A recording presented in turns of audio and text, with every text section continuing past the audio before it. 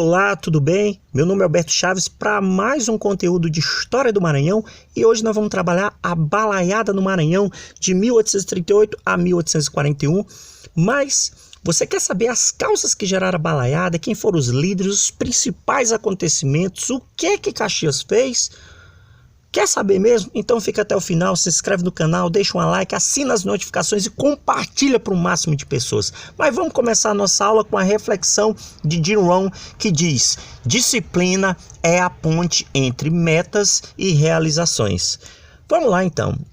A Balaiada, ela teve como seus principais líderes Manuel Francisco dos Anjos, o Balaio, que na verdade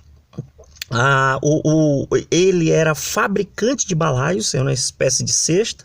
Era na verdade um sertanejo nordestino, alto, robusto, que chegou a ser vítima de violência por parte da autoridade policial, que teve inclusive suas duas filhas violentadas e a violência ficou extremamente impune. Isso acabou se tornando inclusive um dos elementos também responsáveis em motivá-lo a fazer parte desse movimento. Então tivemos também o vaqueiro Raimundo Gomes e o negro Cosme, que são os principais líderes. As causas que motivaram a Balaiada estão associadas primeiro à crise econômica, ou seja, houve uma redução nas exportações de algodão, as grandes lavouras que antes eram produtivas ficaram praticamente abandonadas, os preços dos gêneros alimentícios dispararam e tivemos também a questão dos descasos das autoridades políticas. É bom lembrar que havia uma desavença política que ocorria no Maranhão e que eram entre os bentivis de um lado e os cabanos. Já eu falo um pouquinho mais. Além também da lei de prefeitos. O que foi a lei de prefeitos? A lei de prefeitos, ela foi introduzida na época do regente Araújo Lima, que dava autonomia ao presidente da província nomear quem ele quisesse para ocupar certos cargos. Então, ele nomeavam aqueles prefeitos, aqueles que iam ocupar esses cargos na província, apenas pessoas de sua confiança, de sua proximidade. E isso acabou gerando um descontentamento em alguns grupos da elite maranhense. E um outro ponto também é o recrutamento militar obrigatório. O que na verdade foi esse recrutamento militar obrigatório? Na verdade, o recrutamento militar obrigatório, ele causou revolta daqueles que não queriam servir na Guarda Nacional, ou seja, eram pessoas que eram obrigadas a serem incorporadas e eram obrigadas através da política dos pegas. O que na verdade era essa política dos pegas? O pega, isto é, o recrutamento a qual o camponês ele procurava se subtrair fugindo para o mato. É uma categoria fundamental para que possamos compreender a visão da guerra, ou seja, dos balaios. E no tempo da pegação, eles se escondiam pelos matos até quando passava a pegação.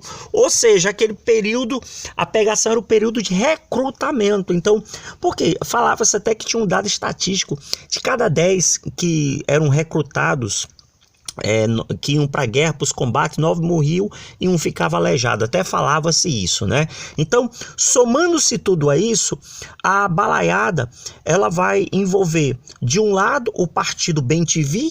Nós vamos ter o partido Bem-TV de um lado, representado aí pelo jornalista José Cândido de Moraes e Silva, Estevão Rafael de Carvalho e João Francisco Lisboa. Olha aí, porque o nome Bem-TV derivava justamente do jornal da oposição, o Bem-TV. E do outro lado, o partido Cabano ou Saquarema, conduzido aí por Felizardo de Souza.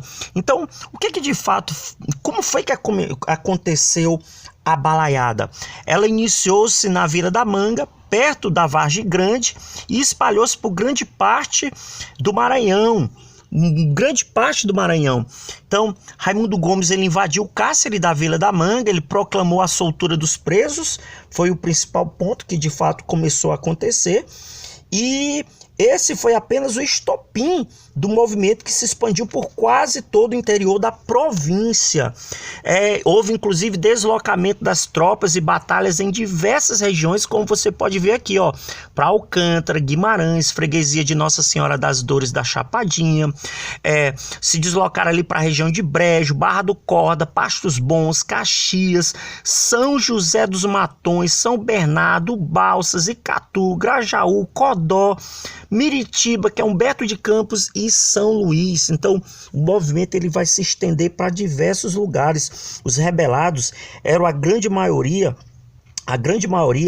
oficialmente cerca de 6 mil, mas sabe-se hoje que esse número ultrapassou muito mais, chegando a ultrapassar 10 mil revoltosos que se envolveram em confrontos sangrentos, enfrentando todas as tropas legalistas. Olha como esse ponto é importante. É bom lembrar também que o governo reuniu tropas das províncias do Ceará, Piauí, Alagoas, Pernambuco, Paraíba e Pará, comandados pelo general Luiz Alves de Lima e Silva, e enviou ao Maranhão.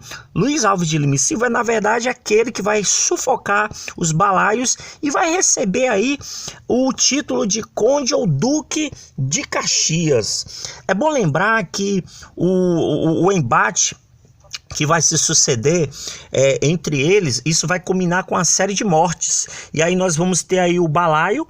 Ele chegou a morrer, o balaio, e Raimundo Gomes se rendeu. Olha que ponto isso chegou a acontecer. O ex-escravo Gomes, ele acabou fugindo para o sertão, de onde passou a liderar a revolta, e sendo que a revolta ela já não tinha mais força. E em 1840, o imperador Dom Pedro II, ele concedeu anistia aos balaios, e 2.500 deles aceitaram. Os últimos rebeldes só se entregaram no dia 15 de janeiro de 1841. E Cosme, olha o que aconteceu com o Nego Cosme. Ele acabou sendo preso e enforcado. Olha que ponto importante. Então, nós vamos ver que por causa disso, Luiz Alves de Lima e Silva, ele recebe o título de Barão de Caxias e Duque de Caxias, passa a ser um dos maiores representantes do Partido Conservador e hoje é patrono do Exército Brasileiro. E eu quero deixar aqui uma observação. Os bem-te-vis, aliados dos balários, eles abandonaram a luta quando perceberam a força do movimento popular, passando a apoiar a repressão, e devido à falta de unidade ideológica, o movimento foi facilmente desmobilizado pelas tropas do governo central. Olha que ponto importante. É bom lembrar que, por exemplo, por que a balaiada ela não conseguiu ter resultado? Primeiro porque não havia unidade.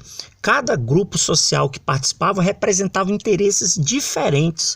E quando os bem-te-vis que representavam a elite se desfaz do movimento, e aí nós vamos ter as tropas legalistas conduzidas por Luiz Alves de Lima e Silva, que é as tropas do governo central, que vai fazer a repressão.